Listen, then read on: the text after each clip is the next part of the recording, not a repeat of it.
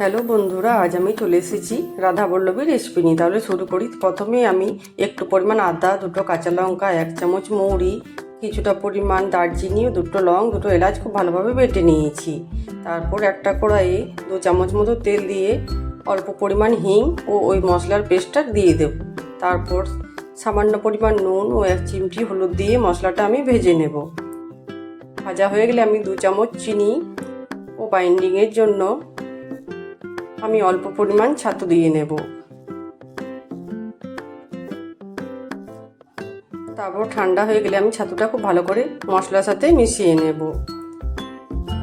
এবার আমি কিছুটা পরিমাণ ময়দা নিয়েছি। তারপর 2 চামচ সাদা তেল, অল্প পরিমাণ নুন ও একটু পরিমাণ আমি বিরির ডাল গুঁড়ো করে রেখেছিলাম, সেইটা আমি দিয়ে দেবো। নিয়ে খুব ভালোভাবে মিশিয়ে নেব।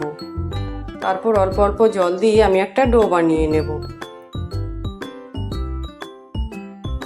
মাখা হয়ে গেলে আমি উপর থেকে একটু পরিমাণ সাদা তেল মাখিয়ে রেখে দেব। তারপর 10 মিনিট পর আমি লেচিগুলো কেটে নেব। লেচিগুলো কাটা হয়ে গেলে আমি এইভাবে সব কটা আমি পুর ভরে নেব।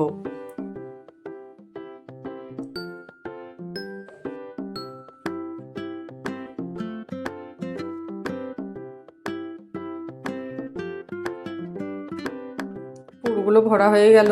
এবার আমি এক এক করে সবগুলোই বেলে নেব।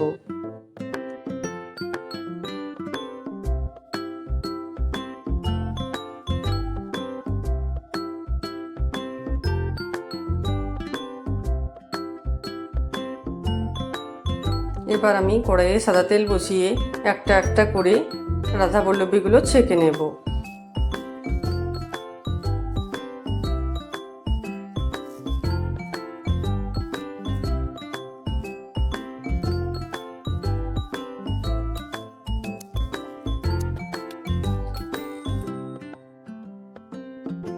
দেখুন আমার রাধাবল্লভীগুলো রেডি হয়ে গেছে, আর ভেতরটাও খুব সুন্দর হয়েছে।